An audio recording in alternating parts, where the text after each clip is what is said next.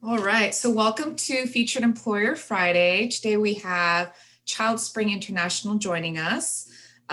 So my name is Nicole. I'm with Career Services. I am the Employer Relations Manager, and today we have Darryl-Christopher who will be speaking on Childspring International. So thank you for joining us today. Thanks for having me. Yeah, so if you can tell us a little bit about yourself first. And what you do at Childspring International, and then we can get into talking about the organization. Okay, sure. So my title is I'm the resource director, which is a lot of different things. My main job though is the financials. So I manage the bookkeeping, I manage the budget, do all the financial reports, track donations and expenses, and I also recruit for our internship program, and I manage all our databases, which there's four. And I also am involved with donor relations, working with development. I've been with Childspring since 2014. I came from a background in the airline industry where I worked in sales and finance for several years, and wanted to do something that would really be making a difference. So I went back and got my master's at Georgia State, and here I am. What was your master's in? International comparative politics.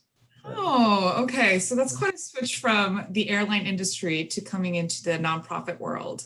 Yeah, I really liked the airline industry. I love working with people, but I felt like it didn't really have a higher purpose. So that's kind of why I made the transition. That's awesome. Yeah. So can you tell us a little bit about Childspring International and the kind of work that it does globally? Sure. So Childspring International was founded in the late 90s. It kind of branched off from another organization that was doing several different things. And the people that wanted to start Childspring were just really focused on getting surgeries for children in overseas countries. And it started by bringing children to the US, finding surgeons in hospitals here who would do the surgeries, and then we would make the arrangements, documentation, travel arrangements. We'd have to find host families for the child to stay with, make sure they get what they need while they're here. That's how we started. And then we expanded by developing partnerships in other countries to help us be able to treat more children. And it was less stress on the child if they don't have to leave their home country to get the surgery they need. So now it's a combination of bringing children to the US, helping them travel regionally, and then helping them get treatment in their home country. So we're basically connecting children from families in need to donated health care. That's incredible. How many different countries does Childspring International work in? Well, it changes every year. Right now we have existing partnerships in 10 countries. And then, but we also help children from countries where we don't have partnerships. And I think the number is like 40 over the years. Yeah. Incredible. Yeah, so to do the kind of work that Childspring International does, it does seem like there would need to be a lot of staff members. How many staff members are there in your organization? Yeah, this is what continually amazes me, especially after working for a huge airline, where we had thousands of people. We managed to do this with a staff of 6. So wow. We have 3 full-timers, including myself. We have 2 part-timers, and then we have a contractor that does our social media marketing. And then we usually have 4 interns with us every semester, and lots of really dedicated volunteers. But and last year, well, okay, we all know this year will be different, but last year we helped over 600 children, and for a small staff like that, I mean, that's amazing to me. So. That's incredible. I didn't realize that it was just 6 staff members. So yeah. Well, it's really one person per area, because on resource we have program director, executive director. We have a grant writer, coordinator who works with the program director, and then our marketing. And, so it's kind of like one person does. In a larger nonprofit, you find a whole department, right, for each of those things. Right. Well, so it seems like it is a very intimate staff. So what is it like working there? What's the work culture like? It's a great place to work because, one of the big differences working here as opposed to when I was in corporate is that nonprofit doesn't pay big money. So that's just the reality. But, the payoff comes and every time the child gets treated and their life is changed. So that's kind of, where your payoff comes. So because of that, we all are there. We're really dedicated, really focused on our mission. We just want to get the kids to their surgery and done. So that makes it a very easy environment to work in because we're all working together to make that happen. And we have to, if the child needs a surgery, well, I can, somebody needs to go out and raise the funds through a grant or a donation, and then I process that and then I send the money to the program and then they help the child to get their surgery. But it's kind of like if everybody doesn't work together, then the end result doesn't happen. And I've worked in small environments where everybody did not get along, but we're really fortunate that everyone's really specialized in what they do and really focused on getting it done. That's awesome. We spoke with another nonprofit company 2 weeks ago, and it just seems like the successful nonprofit groups, individually, I think everyone is so driven and motivated and passionate about the mission itself. And so that when you guys come together as a team, it just seems like everyone's unstoppable. So I'm just really enjoying seeing that that's a pattern in these successful nonprofit organizations. And so I have a question in regards to, this current state of 2020. How have you guys shifted, or if you guys have shifted at all in the midst of COVID-19? Right. Well, it's big shifts. The first thing was we're all sent home from our office. Okay. We've been working remotely, which is challenging because, when you're in the office and you have a question that someone's next to you or down the hall, it's so much easier just to get your heads together and work on it. But it's a little more challenging in this remote environment to do that. Our biggest challenges, there's two really big challenges. One has been the fundraising. Our biggest fundraiser of the year is a big gala that we have at the end of March. As you can imagine, that did not happen. And that's an in-person live event. And that's where we raised the most money for the children who are coming to the US. That pretty much funds our US program. Now, out of all the children that we help, the ones that we bring to the US we have to raise the most funds for because we're paying for their transportation and their tests and anything that usually the surgery itself will be donated, but everything else needs to be paid for. So that we took a big hit from that. And then we had to realize that this live event wasn't going to happen. Remember in March, nobody really knew how long we were going to be in this. And so we rescheduled for July, and then we realized, it's not going to happen in July. So fortunately, we were able to do 2 virtual fundraisers kind of to try to make up for that, which was really helpful. And it kept our donors engaged. And now we're looking at next year, how do we do that?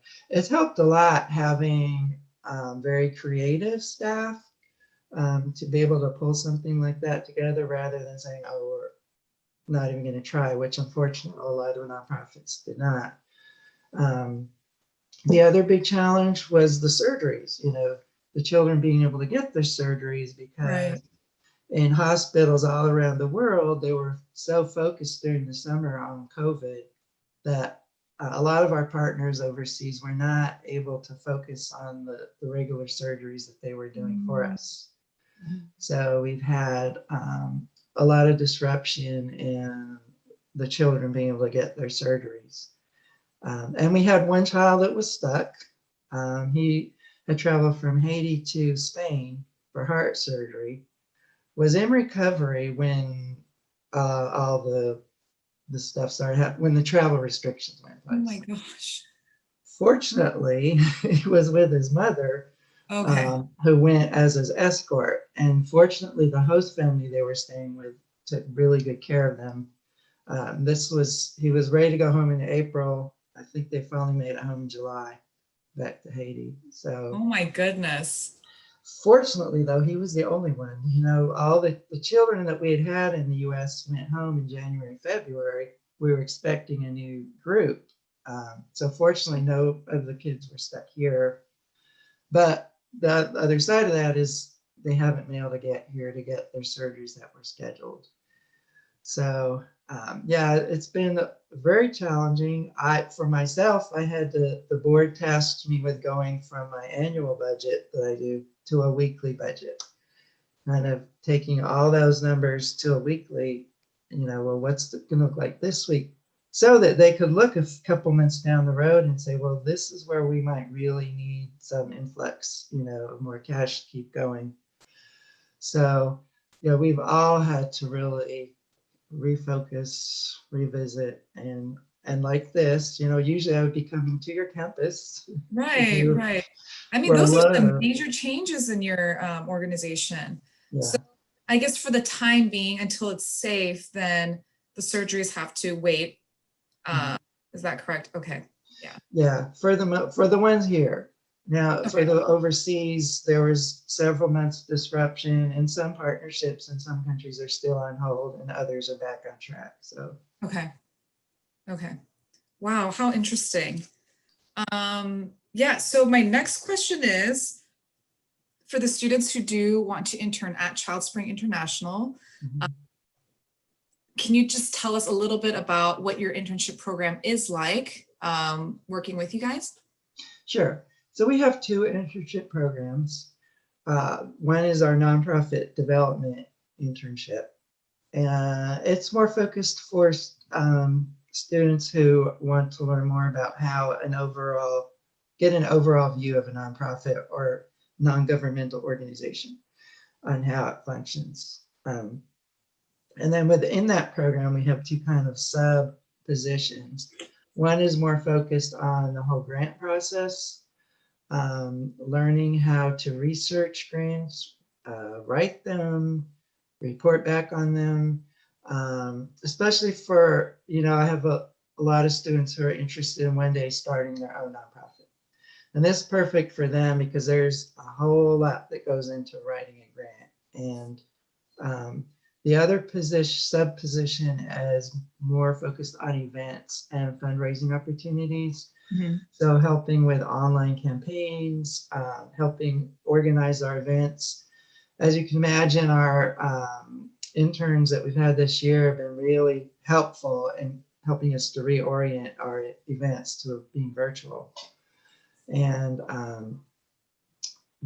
but there's also crossover for those two where they're not totally focused on one. This one can learn more about grants and that one more about fundraising. But it also involves projects for the executive director. They've been helping me with plan next year's budget. So it's really a good way to get an overall view of the nonprofit. Okay. Our other program is the caseworker internship, and it's designed for some more work with program. So they're working with children's cases, children coming to the US, or children that we're helping travel regionally, working with our partnerships. So it's more like a hands-on of the program side. And it's especially attractive to students who are interested in social work and public health. Typically, the caseworker internship program is a graduate student only. However, we've had an exception of an undergraduate student that will probably be filling that position, who happens to be an Oglethorpe student, by the way. So, and really the only reason that we usually say graduate students, because there's it involves a high level of detail work, which is kind of more what graduate students are doing. But we've been finding some very sophisticated undergraduate students, so we won't rule that out as a possibility. That's great. And I'm so happy to hear that it's an Oglethorpe student that'll be taking that position. So how many hours do you require for students to be an intern during, so what does it look like for them during the week? Right. So the average is 15 to 20 hours a week. Okay. And closer to 20 for the program, the caseworker interns, closer to 15 for the nonprofit development. And also that depends. There's some schools that have, hour requirements. So sometimes we have to align with whatever, that particular campus is requiring. But usually it's 15 to 20 hours, and they schedule their hours based on their class schedule and whatever else they're doing. Right now, of course, we're all working remotely, so it's a little more flexible than when you're not having to go into the office. But usually in regular operating circumstances, we do require on-site. The hours need to be completed on-site, and so yeah. How long is the commitment? Do you hire semester by semester, or is it for the whole academic year?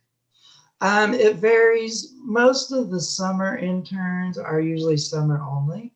Okay. But we do give preference to students who want to do both fall and spring. Gotcha. Consecutively, because it's less work for us. It adds to continuity.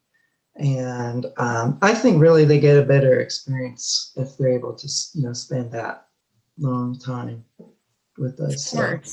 And then we've occasionally had some who would want to do the whole thing. They'll start in summer and then just go all the way through May. So that is great. So, we can start wrapping up, but I wanted to ask if you have any helpful tips for students who may be interested in working in the nonprofit world. Or I guess even before that, are there any characteristics or qualities that you look for specifically when you're hiring interns? Yes, I'm glad you asked because resumes. So resumes is a big thing because that's what gets you in the door. And, one piece of advice I like to give students and interns is please have more than one. And what I mean by that is tailor your resume to the organization to which you're applying, rather than just having one that you're going to send to everybody. Mm-hmm. And I say that because what I like to look for when I'm looking at resumes for nonprofit, especially, is I want to see community service, volunteer work, interest in non-financial opportunities, because I get a lot of resumes that are what we call fishing. They're just looking for an opportunity. Mm-hmm. But if you're really interested in nonprofit, you're really going to be interested in some kind of altruistic goal, as opposed to making money or right. Building a successful career. You're more focused on getting something done for somebody. Mm-hmm. So when I look at resumes, I look for those kind of things. Did you volunteer? And that's, to me, no volunteer opportunity is too minor. I'd put them all down. Even if it was, working at the desk at the hospital. That just shows that you were willing to go out, and do something in your community. I also look for some kind of global interest. They don't necessarily have had to have been overseas or travel overseas, but it's helpful if they have an interest in that, just because that's where our work is at. And so I kind of look for interest in helping overseas. And So yeah, the resume, like I said, that's the piece that gets you in the door. So like applying for me, I would look, that's the first thing I look for. But if you're applying for a job that's more, even if it is nonprofit, maybe it's CDC, for example, they may want to see what kind of reports and projects you did first. So I guess my advice would just be to kind of research the organization that you're applying to and then tailor your resume to that. I don't really do cover letters just because sometimes they're just so generic, but I really like to look through the resume. So. Well, great. No, these are great, helpful tips. And I can't wait to share with Oglethorpe all of the things that we learned about Childspring International today. So, well, thank you so much. Well, thank you for having me. We've had some very good students from Oglethorpe in our internship program, and we had one that worked for us, our dear Bradley, who went on to work at CDC. So yes, we love Bradley. So when is the next opportunity for students to apply for internships? So not very long from now, I'm actually going to start thinking about the summer internships in January. Great. And so I try to get the summer interns placed by end of February, early March. And then for the following fall and spring, I'll start interviewing probably March or April. But I accept resumes anytime. I mean, people can email me anytime with a resume, say, hey, I'm really interested in what you're doing, because I'm always ready to talk and get to know you. So. Well, this has been super helpful. Thank you so much, Darryl-Christopher. Well, thanks again for having me. Yeah, no problem.